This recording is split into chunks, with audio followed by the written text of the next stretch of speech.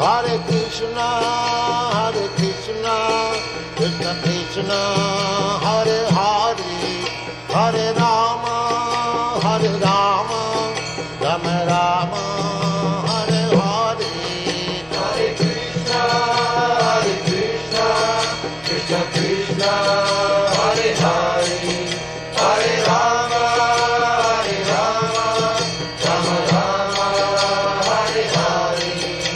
Hare Krishna, Hare Krishna. हरे कृष्णा। तो आज पुनः हम लोग श्रीमद् भगवद गीता के 16वें अध्याय के पहले से तीसरे श्लोक की चर्चा को आगे बढ़ाएंगे। बहुत ही सुंदर श्लोक है। तो एक भक्त मेरे पीछे पीछे बोलेंगे। श्री भगवान उवाच श्री भगवान उवाच अभ्यं सत्त्वसंशुद्धिर्ज्ञानयोगा व्यवस्थिता दानं दमश्च यज्ञश्च स्वाध्यायस्तपार्जवम्। अभयं सत्त संशुद्धि ज्ञानं योग व्यवस्थिति दानं दमश्च यज्ञश्च सधाया तप आर्जवम्। अहिंसा सत्यं क्रोधस्त्याग शान्तिरपेषुणं दया भूतेषु अलोलुप्त्वं मार्दवं हीरचापलम्। अहिंसा सत्यम अक्रोध त्याग शान्तिर्पौषणं दया भूतस्य अलुलुप्त्यं मार्दवं हीरचापलम्।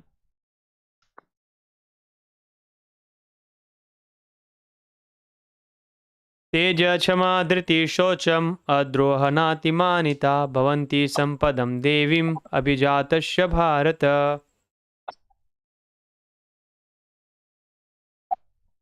तेज क्षमा धृति शौचम अद्रोहना अतिमानिता भवन्ति सम्पदं दैवी अभिजातस्य भारत।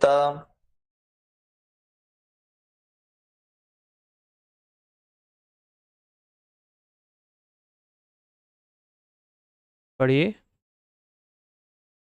प्रभु जी, लोग में से कोई पढ़ेंगे? हरे कृष्ण प्रभु जी।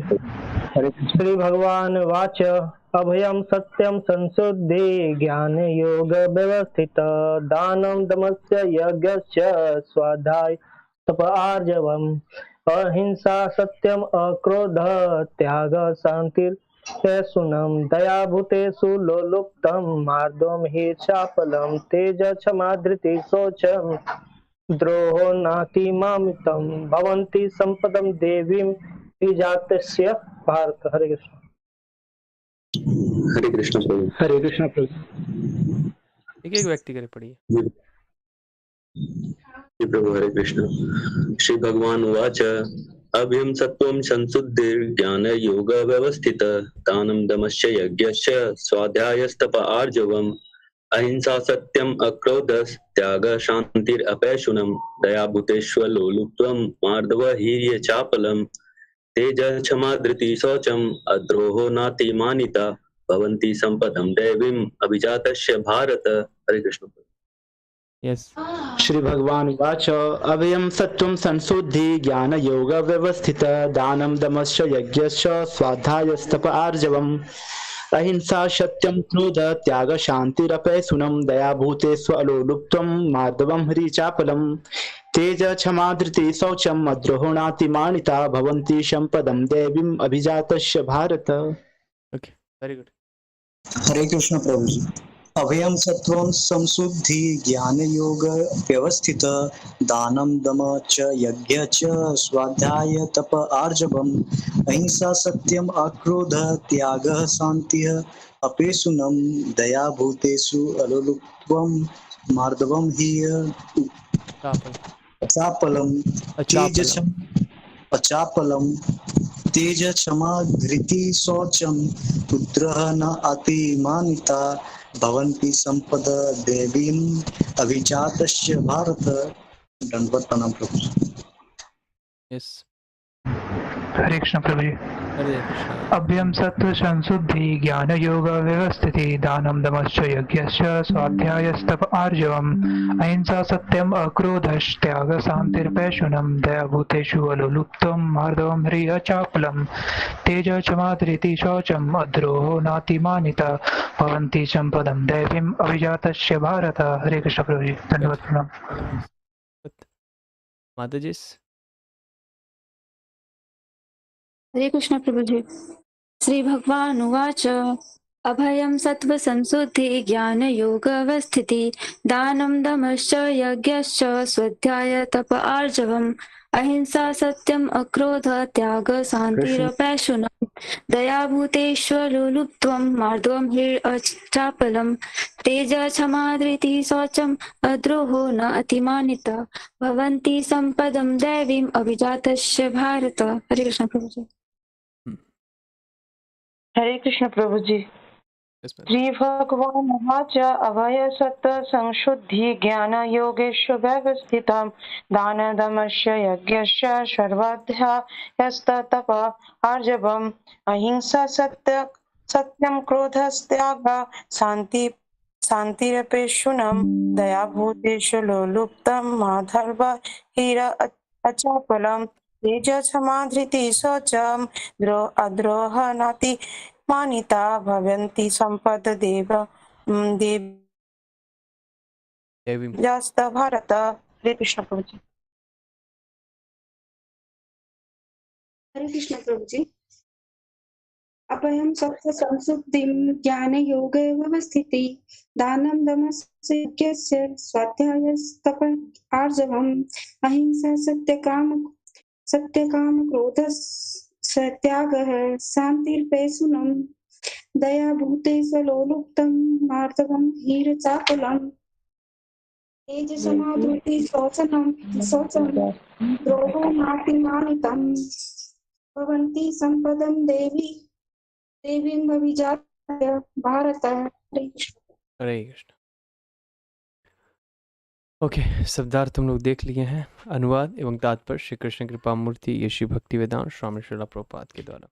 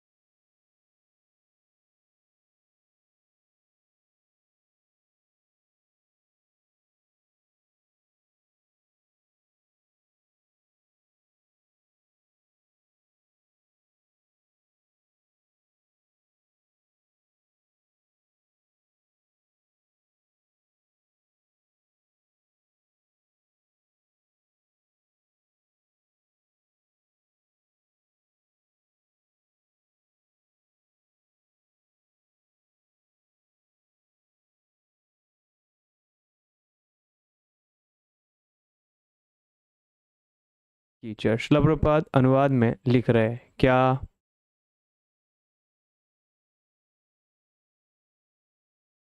भगवान ने कहा, हे भरतपुत्र, निर्भयता, आत्मशुद्धि, आध्यात्मिक ज्ञान का अनुशीलन, दान, आत्मसंयम, अज्ञपरायणता, वेदाध्ययन, तपस्या, सरलता, अहिंसा, सत्यता, क्रोधहीनता, त्याग, शांति, छिंद्रान्वेषण में अरुचि, समस्त जीवों पर करुणा, लोभ विहीनता, भद्रता, लज्जा, संकल्प, तेज, क्षमा, धैर्य, पवित्रता, ईर्ष्या तथा सम्मान की अभिलाषा से मुक्ति, ये सारे दिव्य गुण हैं जो देवी प्रकृति से संपन्न देवतुल्य पुरुषों में पाए जाते हैं। जगतगुरु श्रील प्रभुपाद।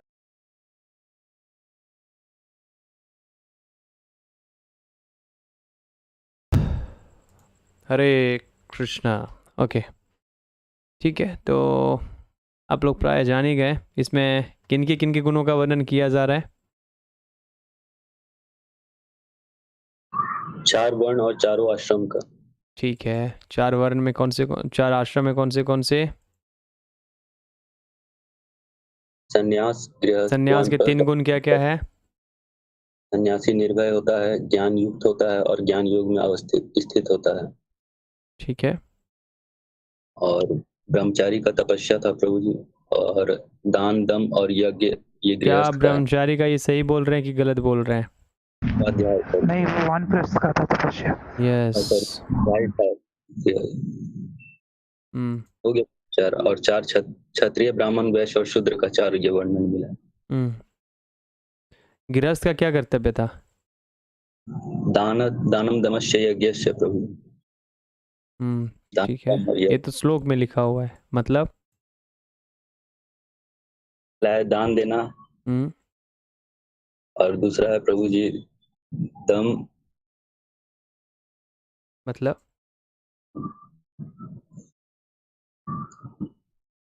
इंद्रियों को सेंसेस को कंट्रोल में रखना। यस, सेंसेस को कंट्रोल करना। यस, और यज्ञ था हरे कृष्णा महामंत्र का। Yes, okay, good, okay. ये और वानप्रस्थ का क्या था? तपस्या था प्रभु। तपस्या। और ठीक है, 4 हो गए। अब आइए वर्णाश्रम, कौन से 4? 4 वर्णाश्रम। ब्राह्मण, क्षत्रिय, वैश्य और शूद्र। ठीक है, माता जी लोगों में से कोई नहीं बोल रहे हैं। ठीक है, ब्राह्मण, क्षत्रिय और वैश्य और शूद्र। ठीक है, ब्राह्मण के क्या क्या गुण?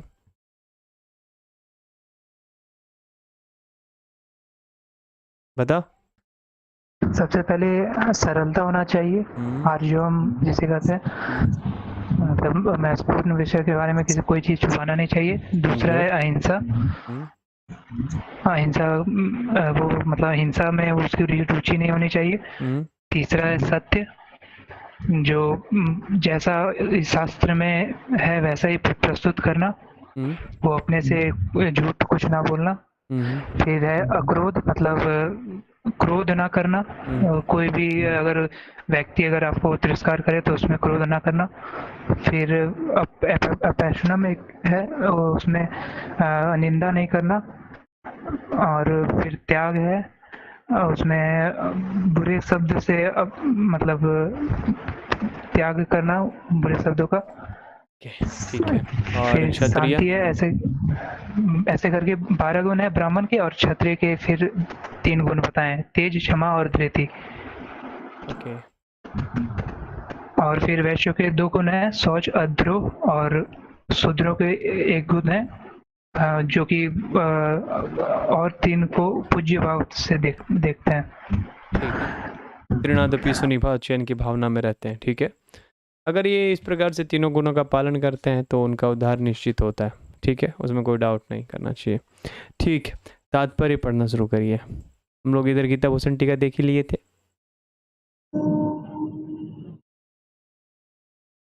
तात्पर्य।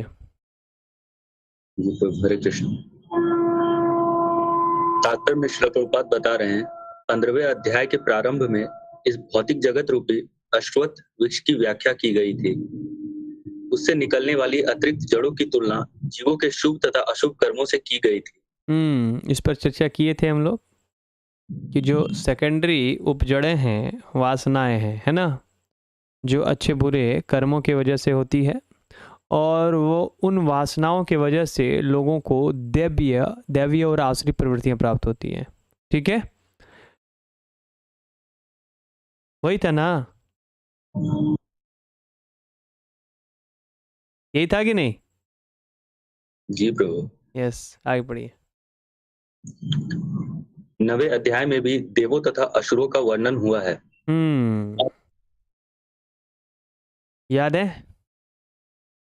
जो लोग भगवान को सामान्य व्यक्ति मानते हैं वह आसुरी और राक्षसी वृत्ति वाले होते हैं, जो भगवान कृष्ण को भगवान नहीं मानते हैं।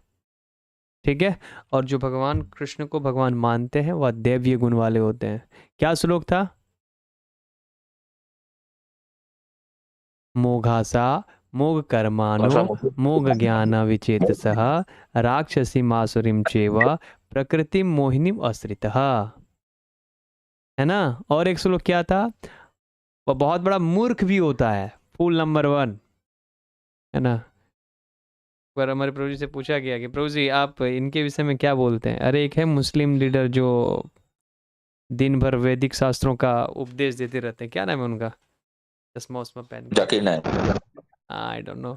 तो उनके विषय में पूछा गया कि वो कौन है, बोले फूल नंबर 1। बोले अरे इतने बड़े विद्वान को फूल नंबर 1 बोल रहे हैं। बोले मैं से लड़ाई मत करो, भगवान कृष्ण कहते हैं 9वें अध्याय के 11वें श्लोक में जाके सुन लो, अवजानंती मां मूढ़ा, जो मुझे नहीं जानता है वो तो मूर्ख है।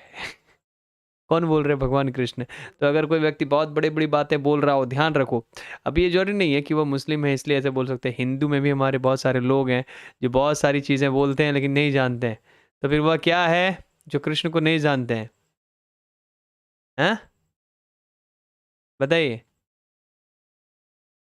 विशेष प्रकार के मूर्ख है प्रभु। यस, अवजानंती मां मूढ़ा मानुषिम तनुमाश्रित परम भावम अजानंतो मम भूता महेश्वरम। ठीक है, फूल है, एकदम मूर्ख है। इसलिए ध्यान रखना चाहिए, बहुत ज्यादा ज्ञान है, बहुत बड़ा ज्ञानी है, लेकिन कृष्ण को ही भगवान नहीं मानता है तो फूल नंबर 1, वेस्ट है उसका लाइफ, नो यूज। बस वही कुत्ते और बिल्लियों की तरह वो जीवन जी रहा है, कोई फायदा नहीं है। क्योंकि वेदों का जानने का अर्थ ही क्या है, कृष्ण को जानना, है ना। वेदों को जानने का सार क्या है, क्यों व्यक्ति वेद पढ़ेगा, कृष्ण को जानने के लिए। अब जो कोई व्यक्ति कृष्ण को जान ही नहीं रहा है, वेद पढ़ के क्या करेगा, फिर वो क्या समझ में आया उसे वेद, बताइए। इसलिए ये बहुत जरूरी है कि हम कृष्ण को जानें, ठीक है। और जो व्यक्ति कृष्ण को जान लिया, सोचो सारे वेदों को पढ़ लिया। यस। अब वैदिक अनुष्ठानों के अनुसार सतोगुण में किए गए सारे कार्य मुक्ति पथ में प्रगति करने के लिए शुभ माने जाते हैं और ऐसे कार्यों को दैवी प्रकृति कहा जाता है।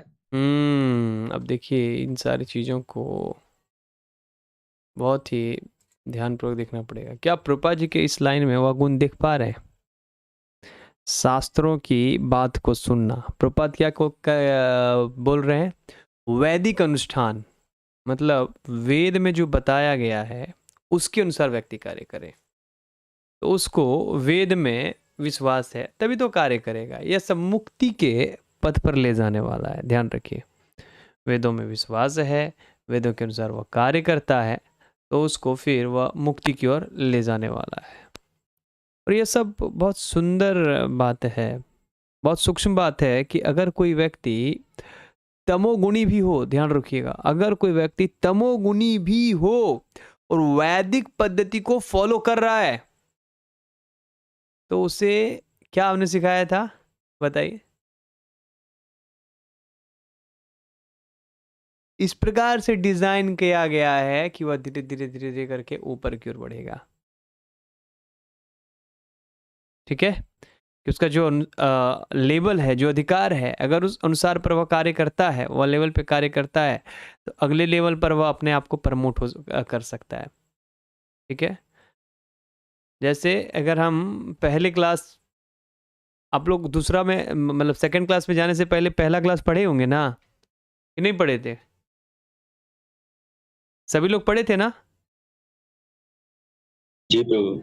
तो पहले क्लास को ऐसा डिजाइन किया गया था कि भाई उसको दूसरा क्लास समझ में आने लगे, बहुत महत्वपूर्ण बात है, ठीक है। ध्यान रखिए, भक्ति में भी अधिकार का महत्व है कि अगर वेद की बात माने तो फिर धीरे धीरे कर्मशः रजोगुण और फिर तमोगुण में आकर के भक्ति स्वीकार करके पूरी तरह से दिव्य हो जाएगा। उसी प्रकार से भक्ति में भी साधना भक्ति दी गई है, तो जिस लेवल में हम हैं अगर उसी लेवल की भक्ति करेंगे, ध्यान रखिए, तो आगे के लेवल में हम अपने आप को प्रमोट क्या कहते हैं, हम अपने आप प्रमोट हो जाएंगे। उसके लिए अलग से कोई प्रयास करने की आवश्यकता नहीं होगी। यस। जो लोग इस दैवी प्रकृति में स्थित हैं, दैवी प्रकृति में स्थित होते हैं, वे मुक्ति के पथ पर अग्रसर होते हैं। इसलिए इसकी क्या कहते हैं, इसकी व्याख्या करी गई थी। कर्मशः व्यक्ति सतोगुण में आएगा वैदिक पद्धति के अनुसार से, है ना। अगर तमोगुण में तो रजोगुण, रजोगुण से सतोगुण में आएगा और फिर वह मुक्त हो जाएगा। एक इंटरेस्टिंग बात यह है कि बंधन का कारण समझते हैं, बंधन का कारण समझते हैं, यह समझ नहीं पाना कि कौन सा कारण मुझे बंधन में डाल रहा है, मैं फंस रहा हूं, कौन सा कारण है। समझ रहे हैं ना। बंधन का कारण यह है कि मुझे पता नहीं चल रहा है कि कौन से कारण से मुझे बंधन में डाल रहा है, क्या करने से मुक्त होऊंगा। जैसे हम लोगों ने भागवत में पढ़ा था, में पढ़ा था कि भाई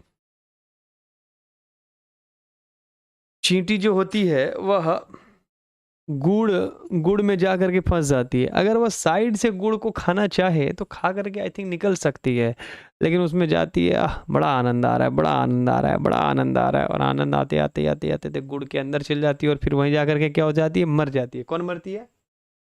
चींटी। यस, तो चींटी मर जाती है। तो इसलिए इस चीज़ का ध्यान रखना चाहिए, ठीक है। तो व्यक्ति इसी प्रकार से ध्यान रखे, जब वह वैदिक पद्धति को फॉलो करता है, वैदिक पद्धति के अनुसार से वह जीवन जीता है कि भाई ब्रह्मचर्य, फिर गृहस्थ, फिर वानप्रस्थ, फिर संन्यास, तब तो वह समझेगा। अब डायरेक्ट गृहस्थ में कोई प्रवेश कर रहा है, बस फिर तो वह दिन रात भोगों में लगा रहेगा और बहुत समय लग जाएगा उनसे उसको मुक्त होने में, ध्यान रखिएगा। और वही चींटी वाली हाल हो जाती है, उसे लग रहा है कि मैं भी साइड से ही खा रहा हूँ, साइड से ही खा रहा हूँ, लेकिन वह किस प्रकार से फंसता जा रहा है, बड़ा खतरनाक होता है। इसीलिए उपाय कर लीजिएगा बचने का, है ना। नहीं तो ऐसे फंसेंगे कि चींटी की तरह लटक जाएंगे, हाथ पांव सब तोड़ दिए जाएंगे आपके, ठीक है। फिर कोई बाहर निकालने के लिए भी जाएगा, पकड़ के खींचेगा भी, जबरदस्ती करेगा तो नहीं निकल पाएंगे। क्या ये आप लोग ये अपने जीवन में होते हुए देखे हैं? देखिएगा। यस। इसके विपरीत उन लोगों के लिए जो रजो तथा तमोगुण में रहकर कार्य करते हैं, मुक्ति की कोई संभावना नहीं रहती। ये आप लोग 14वें अध्याय में बताए थे, याद है? रजोगुण के क्या लक्षण थे, याद है किसी को? क्या लक्षण थे मालूम है? कार्य करने की इच्छा होती थी प्रभु जी, और भोग प्रवृत्ति करना। यस, बहुत ज्यादा धन कमाने की इच्छा और भोग भोगने की इच्छा। यह दो गुण किसके थे? रजोगुण के, है ना।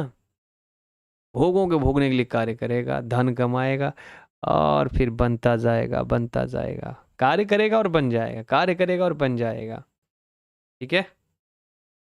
तमोगुण में व्यक्ति का क्या था? आलस्य, प्रमाद, आलस्य, प्रमाद और निद्रा। तमोगुण में व्यक्ति अधर्म को ही धर्म मानने लगता है। ये चीज तो आप लोग कलयुग में होता हुआ बहुत ज्यादा देख रहे होंगे, अधर्म को ही धर्म मानने लगना। देखे थे कभी? अधर्म को ही धर्म मानते हैं, जो धर्म के बिल्कुल विपरीत है उसको ही वह धर्म मानता है, फिर वह बंधन में पड़ जाएगा। समझ में आ रहा है? अभी आगे ये सारी बातें स्पष्ट हो जाएंगी जब असुरों का वर्णन होगा आगे, इसके बाद ही। उन्हें या तो मनुष्य की तरह इसी भौतिक जगत में रहना होता है, यानी रजोगुनी याद है ना, वो कहाँ रह जाता है? बीच में ही। यस। या फिर वे पशु योनि में या इससे भी निम्न योनियों में अवतरित होते हैं। यानी कि कौन सा? तमोगुनी। तमोगुनी वाले कहाँ जाते थे? नीचे। यस।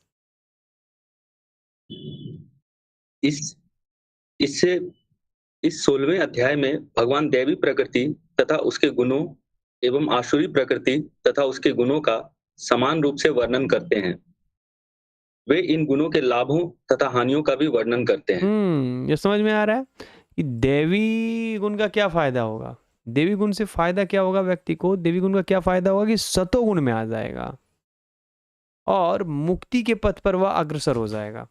अगर वह देवी पथ में रहा तो सतोगुण में रहेगा और धीरे धीरे करके वह मुक्ति के पथ पर अग्रसर हो जाएगा। और आसुरी गुणी में क्या? जीव निम्न योनियों की ओर जाएगा और भगवत कृपा से वंचित रह जाएगा, फिर उसे आशीर्वाद भगवान का नहीं प्राप्त होगा। ये आगे आप लोग पढ़ने वाले हैं, देखिएगा एकदम बहुत खतरनाक है आगे, एकदम हिल जाएंगे, इसलिए संभल के सुनिएगा आगे। इसलिए आसुरी प्रवृत्ति से बचना चाहिए, कभी भी आसुरी प्रवृत्ति में नहीं जाना चाहिए, है ना। ये खतरनाक है, खतरनाक है, बहुत ही खतरनाक है। यस। दिव्य गुणों या दैवी प्रवृत्तियों से युक्त उत्पन्न व्यक्ति के प्रसंग में प्रयुक्त अभिजातस्य शब्द बहुत सार गर्भित है। दैवी परिवेश में संतान उत्पन्न करने को वैदिक शास्त्रों में गर्भाधान संस्कार कहा गया है।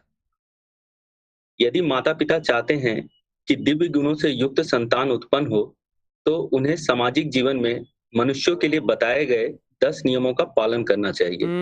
है ना। पूरा तो नहीं पता, लेकिन एक बुक आती है इस्कॉन में, दशविध कह के, 10 संस्कार एक होता है ना। तो उसमें बहुत सारे संस्कार होते हैं, जैसे गर्भाधान संस्कार, गर्भाधान संस्कार हो गए, चूड़ाकरण, मुंडन संस्कार, अन्नप्राशन, है ना, उपनयन, इस तरह बहुत कुछ संस्कार हो जाते हैं। और सबसे अंतिम में होता है दाह संस्कार। पहला तो गर्भाधान, दूसरा दाह, बीच वाले ढूंढ लेना, ठीक है। लेकिन ध्यान रखना चाहिए, हमें एक ही पता है, हरे कृष्णा कृष्णा कृष्णा हरे हरे, हरे राम राम राम हरे हरे। व्यक्ति हरे कृष्ण महामंत्र जाप करता है तो उसके सारे संस्कार हो जाते हैं, सफाई कर देता है, ठीक है।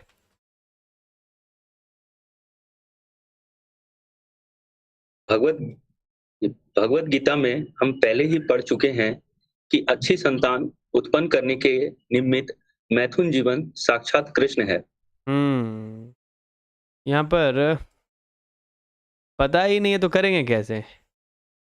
वैसे प्रभुपाद जी एक जगह बोलते हैं कि भाई संतान प्राप्ति से पूर्व माता पिता को कम से कम 50-50 माला करके ही संग करना चाहिए, जिससे संतान जो है सो धर्मयुक्त संतान हो, नहीं तो फिर पापमती, मूढ़मती कुछ भी हो सकता है, कांड सेवा क्या हो सकता है। भगवान बोलते हैं ना, धर्म विरोध भूतेषु कामो अस्मि भरतर्षभ, जो धर्म के संग है वह काम में हो, है ना। यस।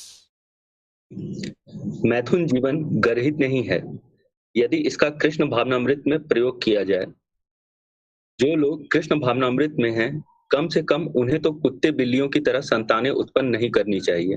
क्लियर है ना, व्याख्या करने की आवश्यकता नहीं है कुछ। यस। उन्हें ऐसी संतानें उत्पन्न करनी चाहिए जो जन्म लेने के पश्चात कृष्ण भावना भावित हो सके। कृष्ण भावनामृत में तल्लीन माता पिता से उत्पन्न संतानों को इतना लाभ तो मिलना ही चाहिए। एक बात, एक प्रभुपाद जी की शिष्या है माता जी, आप लोग जानते होंगे, देवी शक्ति माता जी प्रभुपाद जी की शिष्या है। तो उनकी शादी 19 साल की आयु में हो गई थी, अमेरिका बॉर्न, विदेशी शरीर, और उन्होंने 12 साल तक अपनी पत्नी से कोई संबंध नहीं किया। अब माता जी बोलती हैं इस प्रकार से तो हम लोग तो बोल ही सकते हैं, है ना।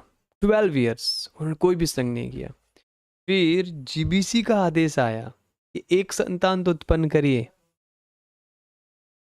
तो फिर उन्होंने एक बार संग किया और एक लड़की उत्पन्न हुई, और वो भी दिव्य गुणों के साथ, और 15 साल में ही उन्होंने फिर दीक्षा ले लिया। तो आप देख सकते हैं कि कृष्ण भावना भावित तरीके से कोई संतान उत्पन्न करता है तो कितना फायदा होता है ना। भक्त होगा, भक्तों को फायदा होगा।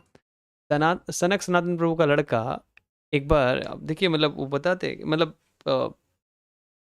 अगर व्यक्ति भक्ति करते हुए, नियमों का पालन करते हुए इस प्रकार से करता है, तो देखिए, एक सनक सनातन प्रभु जो वृंदावन टेम्पल के वाइस प्रेसिडेंट है, तो उनका लड़का वीडियो गेम खेलते हुए बोलता है कि अरे एकाएक सडन वीडियो गेम खेल रहा है, सडन बोलता है अरे मैं यहाँ समय व्यर्थ कर रहा हूँ, मुझे आप मायापुर गुरुकुल में भेज दो, मैं अपना जीवन यहाँ पे व्यर्थ गंवा रहा हूँ। कहाँ से आ रहा है वह ज्ञान? भगवान दे रहे हैं।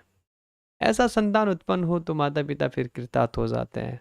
तो कह रहा, आज तो दिक्कत यह है कि माता पिता को यह सब इंफॉर्मेशन नहीं दिया जाता है, उनके माता पिता के द्वारा छिप के गर्भाधान करते, तो फिर ये गड़बड़ हो जाती है, फिर स्थिति गड़बड़ हो जाती है, ठीक है ना। फिर वह दिव्य संतान उत्पन्न नहीं कर सकता है, फिर वही जो रुचक के या फिर सिगरेट पीने वाले होंगे। तो भोग की इच्छा से कोई इस प्रकार से संग करता है तो क्या रिजल्ट आएगा? लेकिन अगर संतान उत्पत्ति की इच्छा से करता है, नियमों का पालन करते हुए, तब तो फिर कोई रोक नहीं सकता। माता पिता को ये सब इन्फॉर्मेशन देना चाहिए, हर एक माता पिता का कर्तव्य है। तो भोग की इच्छा से कोई इस प्रकार से संग ना करे, अगर करे तो फिर बच्चे जो उत्पन्न होंगे वो भोगी ही होंगे। आयेंद्र प्रभु, ये देखिए बहुत खड़ा शब्द एक बात आयेंद्र प्रभु बोलते हैं। एक बार आप लोग जानते हैं आयेंद्र प्रभु को, प्रभुपाद जी के शिष्य हैं थे।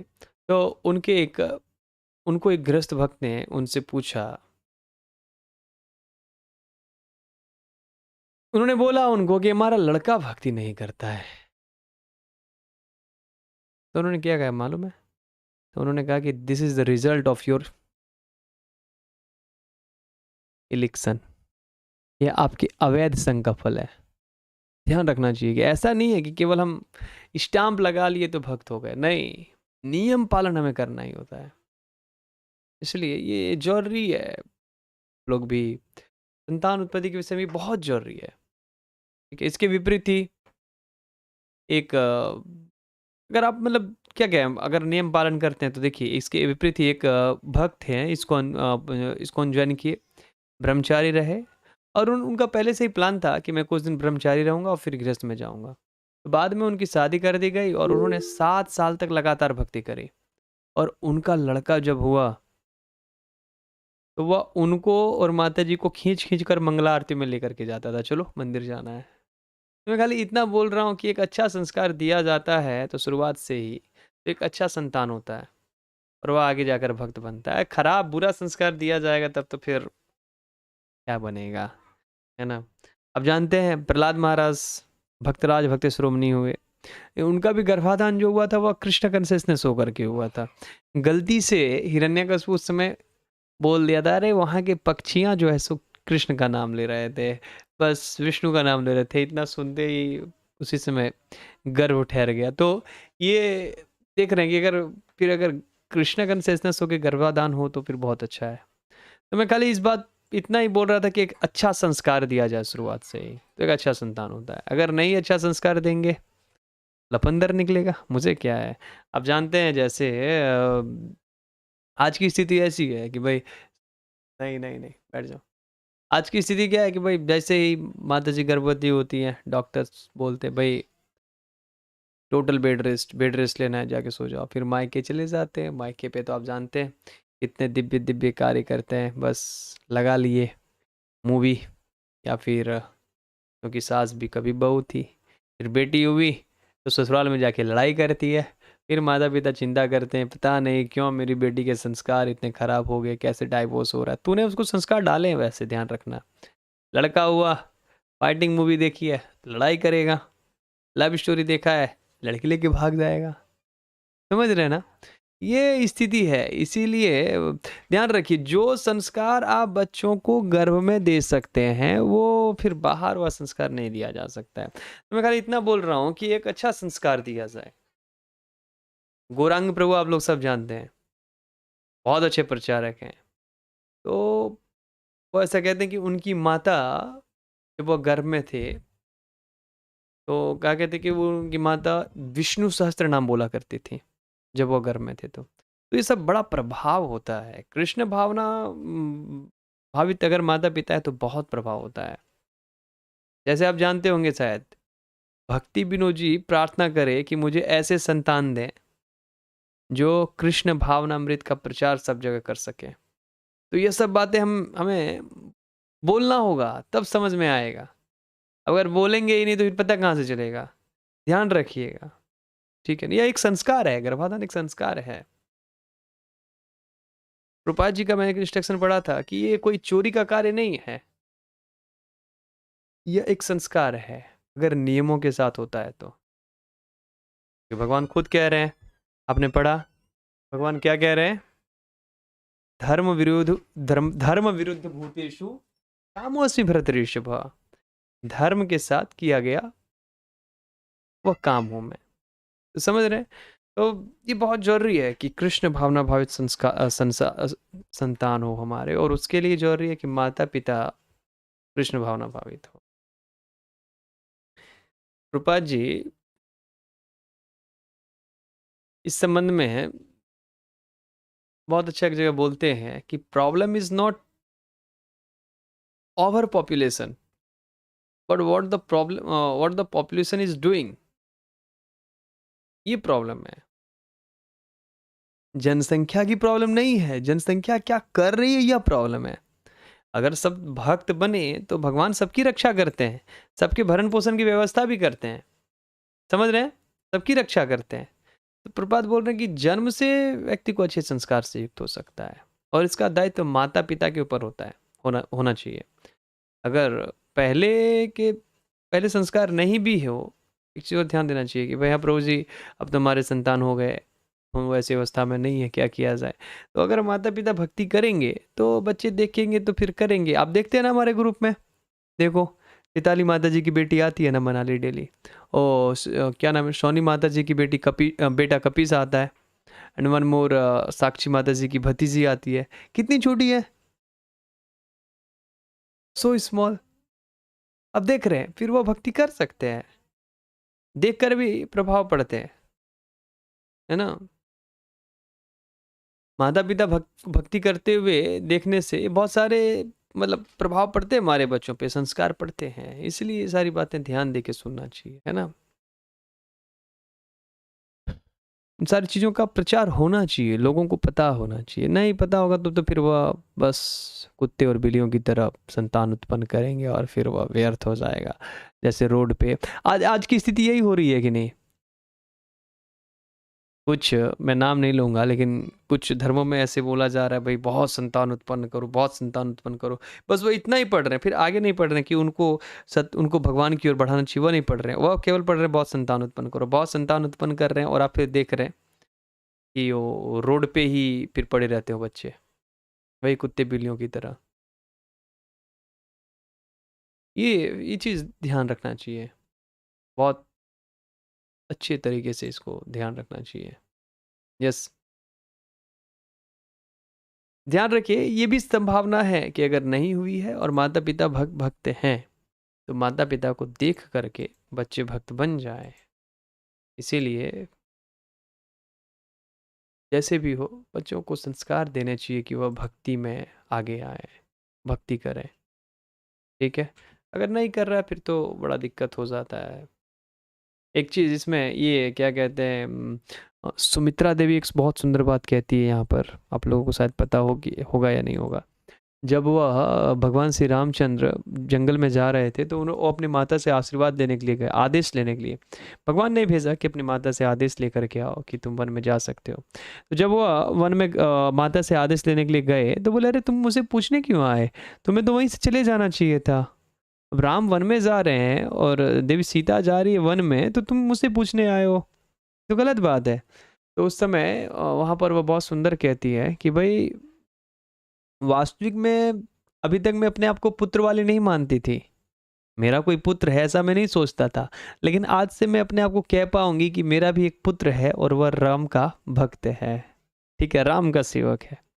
और उसके बाद वो वहाँ पे बहुत सुंदर संदेश देती है कि लक्ष्मण वास्तव में वही माता पिता है, अथवा वही संतान है जो भगवान श्री रामचंद्र भगवान श्री कृष्ण के भगत हो।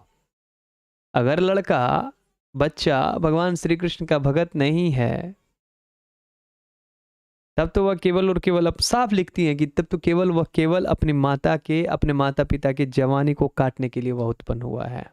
मेरे संदेश नहीं है भाई, सुमित्रा आपको कुछ लड़ाई करनी है तो देवी सुमित्रा से करना, ठीक है। ये देवी सुमित्रा बोलती हैं कि अगर वह भगवान की भक्ति नहीं कर रहे हैं तो वह केवल और केवल अपने माता पिता के जवानी काटने के लिए उत्पन्न हुआ। अद्भुत, बहुत अच्छा, मुझे तो ये बहुत अच्छा लगता है। यस।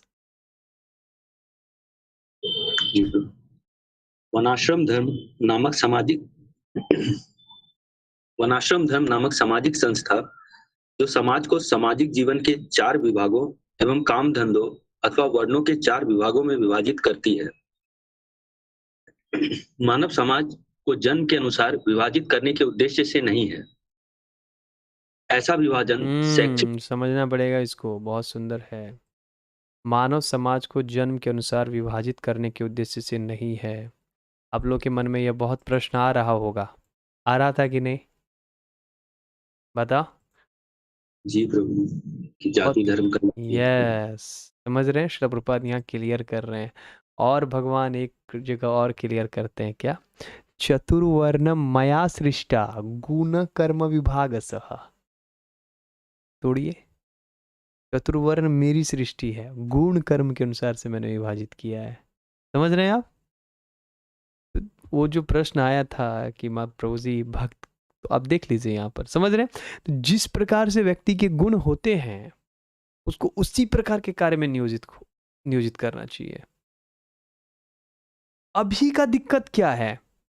व्यक्ति ब्राह्मण हो, क्षत्रिय हो, शूद्र हो अथवा वैश्य हो, सबको एक ही प्रकार की शिक्षा दी जा रही है और इस वजह से ही लोग असंतुष्ट है, अराजकता फैल रही है। देखिए स्थिति कितनी खराब है। भक्त लोग कॉलेज में प्रीचिंग करने के लिए जाते हैं, आप जानते हैं।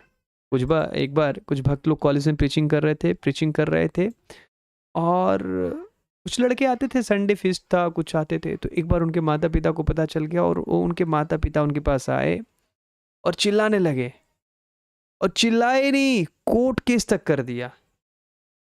लेकिन उन्होंने, ये तो ठीक था, मैं खाली बता रहा हूँ कि उन्होंने जो बोला ना वो बड़ा ताज्जुब करने वाला था। उन्होंने कहा कि आप हमारे लड़के को ब्राह्मण बना रहे हो, मतलब आप हमारे लड़के को हरे कृष्ण महामंत्र दे रहे हो, कितनी गंदी बात है। मतलब हमारे लड़के को आप अच्छा बनाना चाहते हो, उसे फंसे रहने दो, सिगरेट दारू स्त्री सब में फंसे रहने दो। ये कलयुग की बुद्धि है, एकदम घूमी हुई है, एकदम बेकार, एकदम वेस्ट है।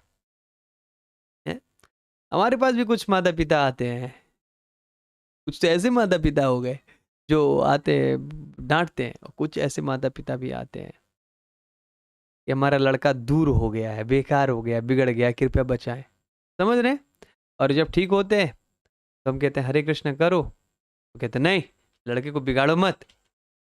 समझ रहे हैं? और जब बिगड़ गया तो कहते हैं बचाओ।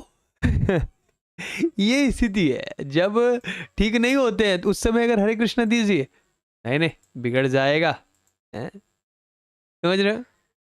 और जब बिगड़ जाते हैं तो फिर हमारे एक रिलेटिव्स हैं, you know, when I was joining ISKCON, तो वो लोग बहुत मजाक उड़ा रहे थे मेरा, बहुत मजाक उड़ा रहे थे। एंड लेटर उनके साथ कुछ घटना हुई, कुछ बच्चे की स्थिति खराब हो गई, और फिर बाद में वो मुझे कहते हैं कि मेरे बेटे को सुधार दो, तुम अपने पास लेके चले जाओ। सोचिए, बहुत ये देख रहे, ये स्थिति होती है। जब मैं ज्वाइन करता हूँ तो वो कहते भाई ये पगला गया है, जोगी बन गया है, समथिंग लाइक दिस। और फिर वही बोलते हैं, कह रहे हैं मेरे बेटे को सुधार दो, इसको कुछ रास्ता दिखाओ। ये स्थिति है, समझ रहे? तो इस प्रकार से ध्यान रखना चाहिए भाई, आप लोगों को भी ब्राह्मण बनना चाहिए, ठीक है? और ब्राह्मण बन करके क्या करना चाहिए? भगवद गीता का प्रचार करना चाहिए। लोगों को बहुत जरूरी है, बहुत जरूरी है। Please keep giving Bhagavad Gita. Okay, Hare Krishna. Ram Ram